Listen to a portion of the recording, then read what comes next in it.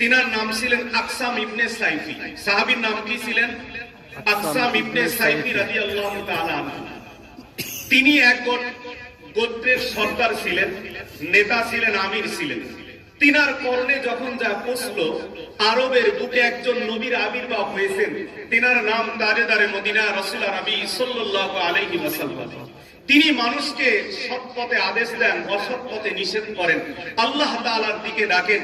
দুনিয়া পূজারী, মানুষের গোলামি করা, মানুষের জিনজিরির মধ্যে আবদ্ধ থেকে বাহির করিয়া একমাত্র আল্লাহ তাআলার দাসত্ব করার জন্য আহ্বান করেন। তিনি একদিন চিন্তা করলেন, তিনার কওমের লোকদেরকে সবাইকে একত্রিত করে তিনি বললেন, আমার কওমের লোকেরা তোমরা শোনো, আরবের বুকে একজন নবীর আবির্ভাব হয়েছে। এই নবীর আবির্ভাব হয়েছে আমি শুনতে পেয়েছি। আমি আকসাম ইবনে সাইফির অন্তরের ইচ্ছা আকাঙ্ক্ষা হলো, আমার অন্তরের মধ্যে কৌতূহল হয়, আরবের বুকে যেই নবীর আবির্ভাব হয়েছে ওই নবীর সাথে আমি সাক্ষাৎ করে আসব, তাকে আমি জিজ্ঞাসা করব তিনাকে আল্লাহ রাব্বুল আলামিন সত্য নবী হিসেবে দুনিয়াতে প্রেরণ করেছে কিনা। এই হিসাব আমার ইচ্ছা।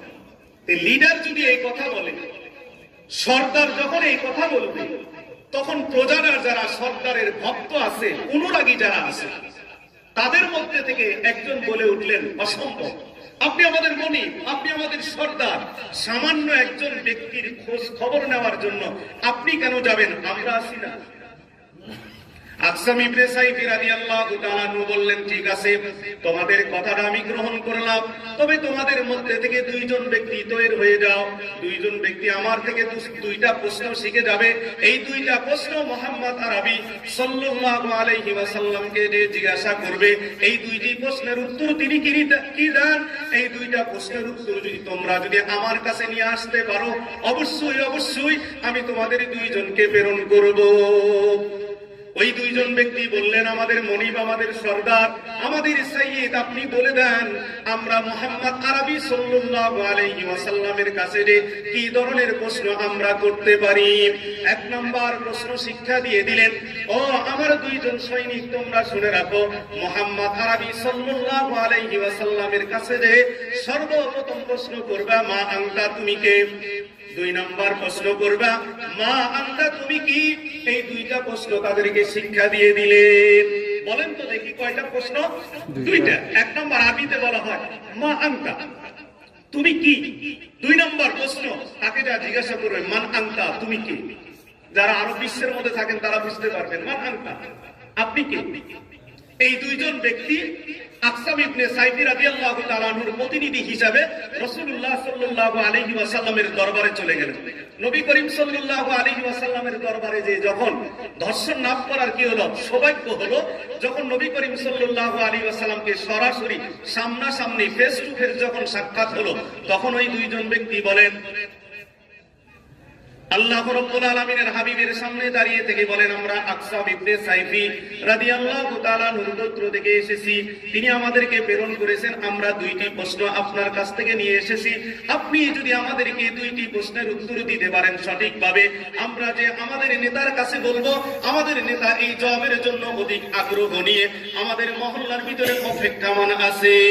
নবী করিম সাল্লাল্লাহু আলাইহি ওয়াসাল্লাম বললেন, ও দুধদয়, তোমরা বলো, তোমাদের প্রশ্ন করতে নারা প্রশ্ন করলেন, মান আনতা, আপনি কে। দুই নাম্বার প্রশ্ন করলেন, মা আনতা, আপনি কি।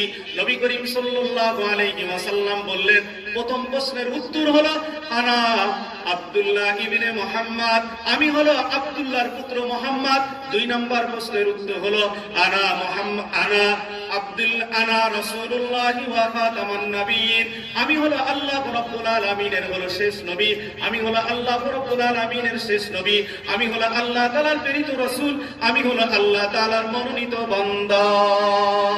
এরপরে নবী করিম সাল্লাল্লাহু আলাইহি ওয়াসাল্লাম বলেন, ইন্নাল্লাহা ইয়া'মুরু বিল আদলি ওয়াল ইহসান ওয়া ইতা'i যিল কুরবা ওয়া ইয়ানহা আনিল ফাহশা'i ওয়াল মুনকারি ওয়াল বাগি ইয়া'iদুকুম লাআল্লাকুম তাযাক্কারুন। ওই দুধদয় বললেন, ও আল্লাহর রাসূল, আপনি আবার বলেন, আপনি আমাদের সামনে কি যেন তেলাওয়াত করলেন, ওটা আবার পুনরাবৃত্তি করেন। রাসূল আবার বললেন, ইন্নাল্লাহা ইয়া'মুরু বিল আদলি ওয়াল ইহসান ওয়া ইতা'i যিল কুরবা ওয়া ইয়ানহা আনিল ফাহশা'i ওয়াল মুনকারি ওয়াল والبغي يعظكم لعلكم تذكرون। ওই দুধগাই বললেন, ও আল্লাহর রাসূল, আপনি আমাদের কাছে আবার পুনরাবৃত্তি করেন, রিপিট করুন।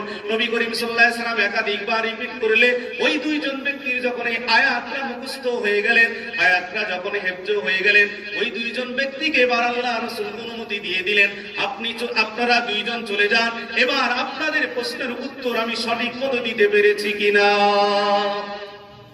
রাসূল দুইটা প্রশ্নের উত্তর দেওয়ার পরে সাথে সাথে সূরাতুন নহলের এই 90 নম্বর আয়াত তেলাওয়াত করেছেন।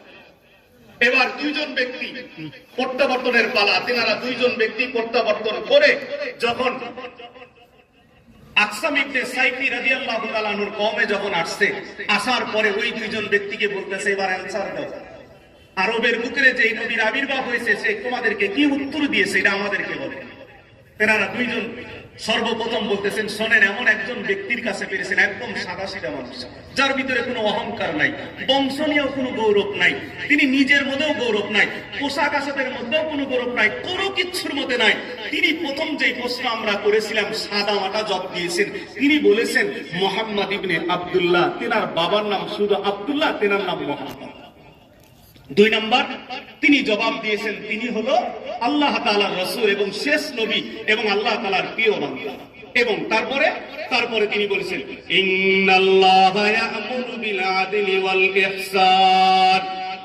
ইহসানি ওয়া ইতা'i যিল কুরবা ওয়া ইয়ানহা আনিল ফাহশা'i ওয়াল মুনকারি ওয়াল বাগি ইয়া'iদুকুম লা'আল্লাকুম তাযাক্কারুন।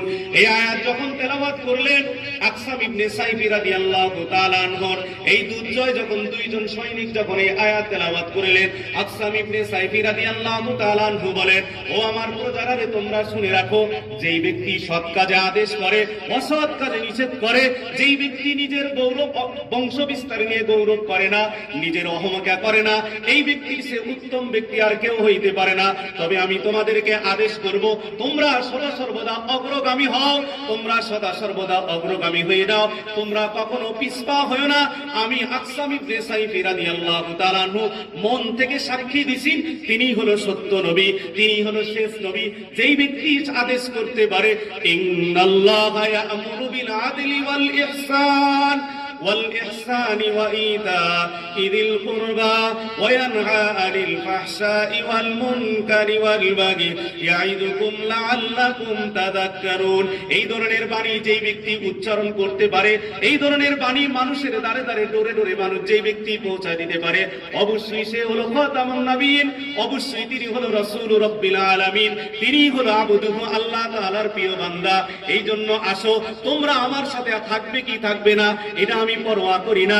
আমি আকসাম ইবনে সাইফি রাদিয়াল্লাহু তাআলা আনহু তেলাওয়াত করে নিলাম, আশহাদু আল্লা ইলাহা ইল্লাল্লাহু ওয়া আশহাদু আন্না মুহাম্মাদান আবদুহু ওয়া রাসূলুহু। সুবহানাল্লাহ।